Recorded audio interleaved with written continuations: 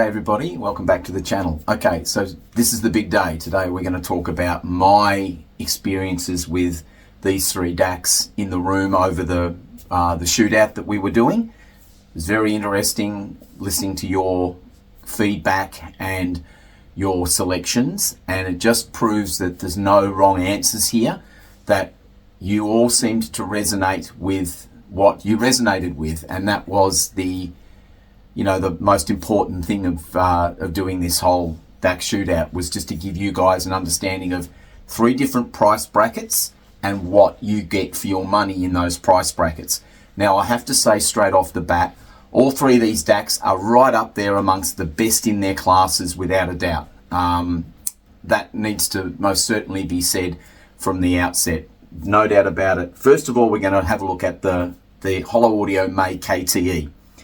So this is this Dac now sells for around $10,490 here in Australia. Now, I will leave a link to the dealers for these three Dacs in the description under the video. So if you're interested, if you're in Australia and you're interested in auditioning or talking further with the dealers in relation to these products, there'll be their website information will be in the description. I get nothing out of this. It's there's no financial kickbacks to me whatsoever. I've owned this Dac, and of course I own the MPD-8. So I think this Dac is a sensational Dac for that around that price point. I think it slaughters a lot of Dacs quite a lot dearer than it. It really is an exceptional Dac. Its build quality is amazing. The Chinese are really lifting their game now with their build quality as well. It's not cheap and nasty. It doesn't feel cheap and nasty. It really does have an air of quality about it, and it's heavy too. The power supply bottom section here is quite weighty. The architecture inside this Dac, well, it's an R2R ladder configuration with a separate R2R ladder configuration for DSD, which is quite special as well, because playing DSD files through this Dac is also an exceptionally good listening experience. So I found this Dac in the room here, and I obviously know a fair bit about this Dac because I lived with it for about 12 months on my Dac journey.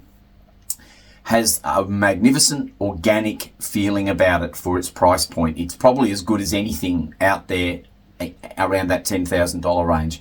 So what should a Dac do? Well, a Dac is a digital to analog conversion. So it should, if it's doing its job correctly, give you an analog feeling about the presentation. It shouldn't ever be glary or bright or digital or fatiguing to listen to. And it certainly is not that.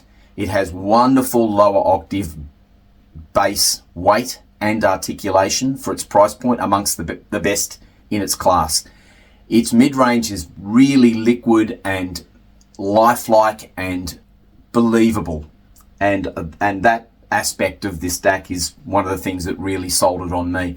And of course, its upper frequency articulation and air is most definitely there. It's got that really amazing high-end articulation, high-end air and sparkle about it without being fatiguing. It certainly is not fatiguing in any way, shape or form.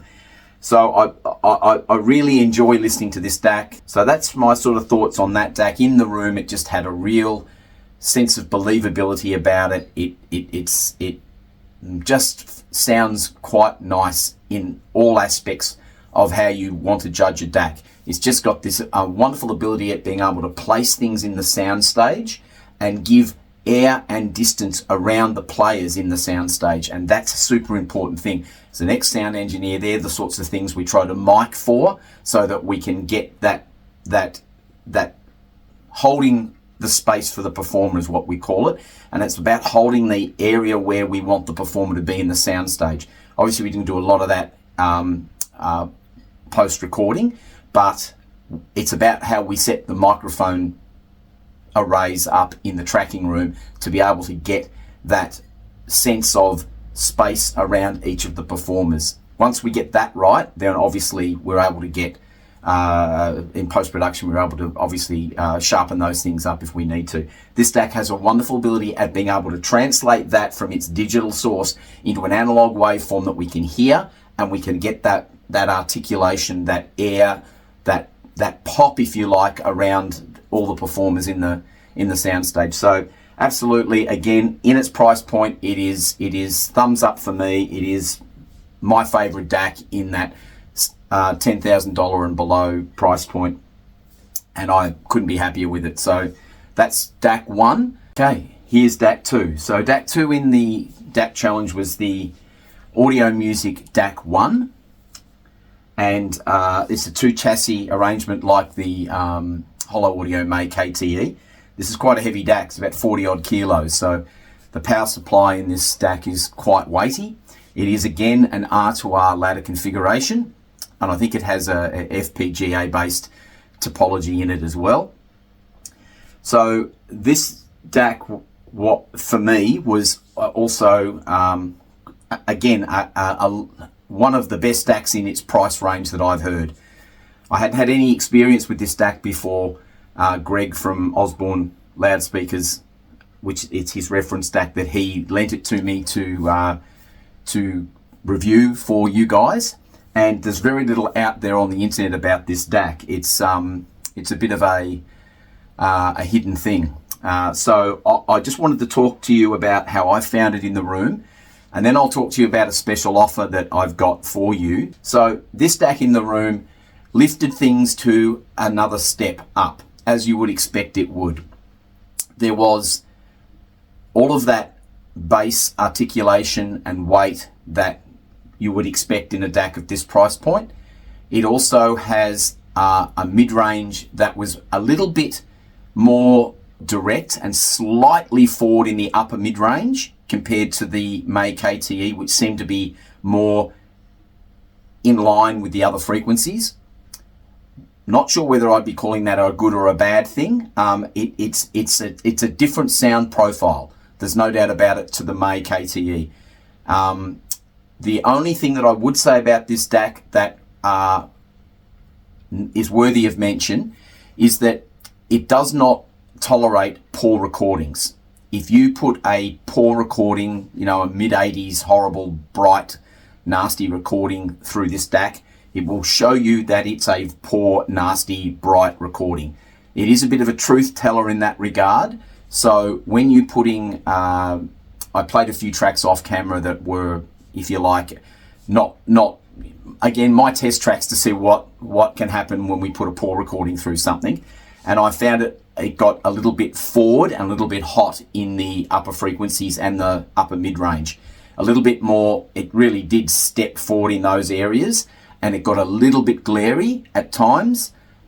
Certainly not enough to drive me out of the room like some DACs I've listened to, but certainly it's something to note. If you are putting a good recording through this DAC, it rewards you. There's no doubt about it. It has a beautiful ability, again, at that popping of instruments. It's got a real three-dimensionality about it. It really allows the vocalist to almost pop out in front of you when they sing.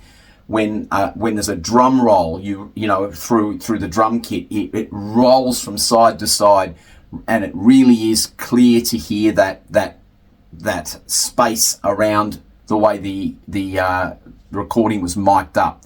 So it really does get you right into the recording. It allows you to really hear everything that's going on in the recording, good and bad, I must say. So it is a truth-telling piece of equipment, there's no doubt about it. Again, look, its build quality is amazing as well. It's really solidly built. It's a Chinese DAC also, so the first two are Chinese-based DACs. But this thing is really, really nice. Like the May, it's got a lovely build quality about it, a lovely feel about it. It's got a nice, heavy billet remote control as well, which a lot like the May KTE. It has everything's just at a very nice level here. In these three DACs. It's something that you would expect at these price points, and you certainly get it. The only thing that may be a little polarizing for people as well is it has a rather large dot matrix screen on the front of it that tells you what's going on. Now, you can dim that down, but it certainly, when you touch any of the functions on the remote control, it brightens up, and you certainly know it's there. You would have seen it on the Dac Shootouts in its dimmer phase, because once I set everything up, I don't touch anything while I'm recording. But when you touch any function on the remote, this lights up again and lets you know what you've done. Now, if you're, got to wear glasses and you've got to, you're a fair way away from your system, it's probably a good thing. But some people can find too much light on their components. I think it can be switched off as well. So there are options around it, but it's worth noting that it is a rather large screen that really does talk to you about exactly what's going on with it. So it has a preamp in it, unlike the May KTE. So this Dac has a DSP digital-based volume control. When I did play this Dac through my Vitus preamp, it certainly improved its performance considerably. It was a notable difference. So I wouldn't be buying this purely as a preamp Dac combination. You'd be buying this Dac if you're looking for a really nice high quality Dac in the price point that it falls in. So that's how I would describe those functions about it. It as I said, it's got this real believability about it, but it really does show you what's in the recording, and I enjoyed that. I like this Dac. I am a fan of it. I like it because it presented me something different from the other two, and there was a real difference between the three of these Dacs. There's no doubt about it. They all do something different. A lot of you picked the Dacs that I think you were aligning with, so I guess spending the time to get the recordings right was super important to me, because you needed to be able to hear into this room as best you could on YouTube to be able to hear the differences, and some of them were quite stark, and some of your comments suggested that you could clearly hear differences. Others couldn't hear much of a difference.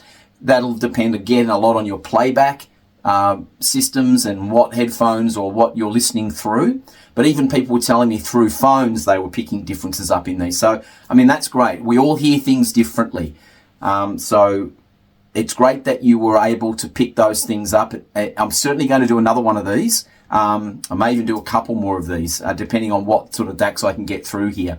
But I'm taking advice from you guys as to what you'd like to hear. If I can get hold of those Dacs and get them in the room, I'll certainly do my very best to do so. And we'll keep doing this, because this really engaged all of you, and that was really good for me. I was enjoying the feedback I was getting from you, and lots of comments, and all of that is welcome on this channel. You are a family of audiophiles that are part of what I call my An Aussie Audiophile family. I want to hear from you. I want you to like the videos. I want you to subscribe to them. I want to build this channel so that we can have like-minded people like this seeing what I'm doing here and being engaged in the hobby, because that's what this is all about, being engaged in the hobby and hearing things for the first time that you may not have heard. I want to try and bring product that isn't out there everywhere on the internet. So that'll be my goal, my plan for the channel as we move forward. But certainly this is a fabulous Dac in its price point. Now let's talk about price, because this is an interesting thing here that I've got to share with you. Again, I'll leave the link for the dealer for this Dac in the description below. But Greg Osborne of Osborne Loudspeakers is selling this Dac in Australia, and he is offered to An Aussie Audiophile family, which are you guys. If you mention to him that you heard this Dac on my channel, he will give you a rather substantial discount. Now this Dac sells for around about, give or take, $20,000 to $22,000 or $3,000 in this country. So what Greg is saying is if you contact him, he will sell you this Dac, one of these Dacs, for $14,700. Now that is bonkers. That is a really, really, really big price discount. All you've got to do is mention you saw it here. If you're interested in this Dac, I think it's a fantastic Dac, and I think at sub $15,000, this Dac is absolutely, you won't find a better sounding Dac at that price point, as far as I've never heard one anyway. So this at that price point is absolutely sharp end of the field, without a doubt. And it certainly gets a thumbs up from me. I'm very, very happy with it. I really liked what it did. So definitely one to look out for. Reach out to Greg if you're interested, and you'll get that killer deal through An Aussie Audiophile. So that's Dac 2. Okay, here we go. Dac 3. This is the Playback Designs MPD-8. Now, from the outset, I will tell you, this is my reference. Now, I've heard about 300 Dacs now in my journey. Everything from the best of the best Dacs, considered the best of the best Dacs out there in the world, all the way down to cheap Dacs for their price points, and everything in between. And I have never, ever, ever heard a better digital to analog conversion than what this Dac does. This is the best, bar none. There is nothing out there that I've heard anyway, in that 300 Dacs that I've listened to, that I think sounds any better at converting a digital signal into an analog waveform. I'll tell you a little story about this Dac that I think I might have mentioned before, and this is when I knew I had to have one. I was in a demo, and there was a guy set up, and in another room he had the MPD-8 set up. The speakers were in the room we were listening in. The system was all hidden away from us so we couldn't see it. And he had a 2-track master tape of an album. And then we had a DSD and a PCM recording of that same track. He put the tracks on. We listened to them in the room. I was convinced that what I was hearing coming out of this thing was the tape. Now, I played with tape. That's what I used to do for a living. So I absolutely know what master tape sounds like. I've heard more of it than I've had hot dinners. And I was convinced that what I was listening to was the tape, when in actual fact, it was the Dac. It fools me every time. I've listened to some of the best turntables in the world with some of the best pressings, and then I've heard a digital file back through this Dac, and it is indistinguishable to be able to pick the difference. When you play DSD files through this thing, it is just mind-boggling. There's no other way to describe it. So this Dac, this is my absolute standard for how to produce a digital signal and turn it into an analog waveform. This Dac has all of the detail that the others have with zero fatigue. There is just no glare in the recordings at all. It doesn't matter if you put a poor recording through it or if you put a DSD x4 file through it. You are always rewarded. Now, of course, there are different levels of how that's going to come through the Dac, but what I can describe is you get the very best you can get out of that recording, no matter how poor or good the quality of it is. You get the very best out of that recording without any, it's just this, you don't need to think there could be anything left on the table. If you back this up with good components, and I'm lucky enough to have some pretty good reference components in my room, I am amazed. I get goosebumps. The hair stands up on the back of my neck, what little bit of it I've got left. And I just get a real sense of being in the recording better than I do with any other Dac I've ever listened to. You really close your eyes and you listen to the performance that's in front of you, and you sound like you're in the room with the artists. You really do. Now, I mean, I've been in the room with the artists. I've recorded with the artists. I know what that feels like. And this is now, it's not identical, obviously, because we can't reproduce the live performance. We're not there yet.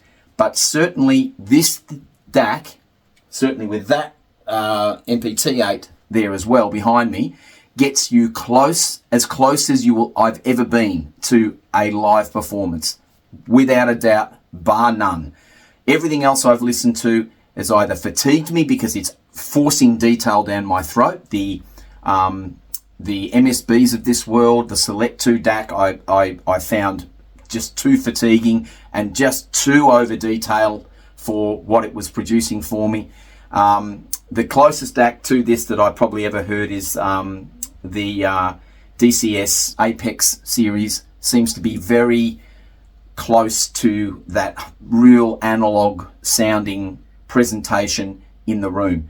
But this is a step above that. It clearly is a step above that to my ears. Now, this is me, okay? So, as I said, everybody hears things differently and everybody wants something different. to feel like they're satisfied in their listening experience. I get that. I fully understand that. All I can talk to you about is how I hear things. I can talk to you about my 35 years experience doing this. So I have some background around what I'm talking about. That's why I'm doing this channel. That's why I have this knowledge that I want to share with you all to help you on your journey. It's all purely to try and help you understand what the metrics are you should be listening for when you're judging audio equipment. And those metrics come down to realism. You want to feel like what's being portrayed in front of you sounds real and convincing. That is the true marker we must judge a high-end audio system on. How real does it sound? When does it stop sounding like we're listening to a recording and it sounds like we're listening to a performance? That's the key. And with this DAC, it just does it for me every single time. People come and sit in my room here and I play whatever they want to hear and they just are speechless. It's just one of those pieces of equipment that just do that. It is just an amazing piece of kit. It in the room here was the absolute clear winner for me. It had all of the things that the others had, but another step. So the metric between, and I would place the Dacs in this order. The May KTE would come in third place. Then there was a noticeable gap between that and the Audio Music Dac 1. Then there was a large gap from the Audio Music 1 to the MPD-8. And I've heard that pretty much across the board. There might be 2 or 3 other Dacs that I've heard that I would say get quite close to this, but I've not yet heard a Dac that equals it, and I certainly have not heard a Dac that beats it. The bottom end articulation and definition in this Dac is stunningly real. The mid-range sounds absolutely believable, as if you're in the room with the person singing to you. The detail, the breath, the wetness of the vocalist's voice, you can hear them, you can hear all of that micro detail coming through the sound system, but none of it's fatiguing. None of it sounds like it's too much, it's over detailed. It doesn't do that. What it gives you is it gives you this real sense of listening to a live performance. It's as close as I've been able to get to it. Everything that goes into this DAC, I'll tell you where its party trick is. Its party trick is 1644.1. What it does to standard Red Book CD quality music, it converts it, not up samples it, but it converts it to DSD times 2, which I think is the absolute sweet spot for DSD. DSD times 1 to DSD times 2, I can really hear a difference in the differences between that format. But DSD times 2 and DSD times 4, the delta there is very, very, very small. It's almost, I'm wanting to hear it being better when I don't know actually whether it is. So at this point in proceedings, I think DSD times 2 is absolutely the sweet spot on DSD 128. And this DAC converts, upsamples is incorrect, it converts everything that comes out of it on its analog output stage to DSD times 2. So it has this ability to just really have that tonal accuracy, the space and articulation in the sound stage, the airiness and the effortlessness of the top end frequencies, the believability and absolute convincing mid-range that this DAC produces. And all, as I said, all of that lower end detail and articulation and tonal accuracy, which can get lost on a lot of DACs. There's certainly none of these DACs are one note DACs. They all do that job quite well. This just does it better than anything I've ever heard. So that's really where we're at. So again, thank you all so very, very much for participating in this DAC challenge. I'm already in the process of setting up 2 more DACs to go up against this, because I would love to find something to beat this. I don't know if I'm going to anytime soon, but I'm certainly up for the challenge. So I'm going to put another couple of DACs in the room for us to have a listen to. I'm listening to what you're asking for, and if I can get hold of those DACs, I'll certainly continue to do more of these Dac shootouts and talk to you about how I find them in the room here. But that was this first Dac challenge. Thank you all. I know you've loved it as much as I've loved bringing it to you. All I can ask you to do is do the things that cost you nothing. Please like the video so we can push this out into the YouTube stratosphere and get more people listening to what I'm presenting here. And please, if you haven't already, what the heck are you doing? Please subscribe to the channel. That's what will help my numbers get up. If I see the subscription numbers going up, then I know I'm doing the right thing. I need your feedback. I love hearing from you, but please, please, if you haven't already, push that subscribe button and please like the videos, because that helps me get this out and grow the channel, which is what I want to do, so we can bring more stuff like this into the room, some more crazy high-end equipment for you all to listen to, so you can tell me what you think of it. So until the next video, have a very, very safe Christmas and a happy new year. Look after yourselves. We'll see you in 2024 for a bigger and better year. Wait till I get a year under my belt doing this. We will be goodness knows where by then, and I can't wait. So thanks all for watching. See you soon.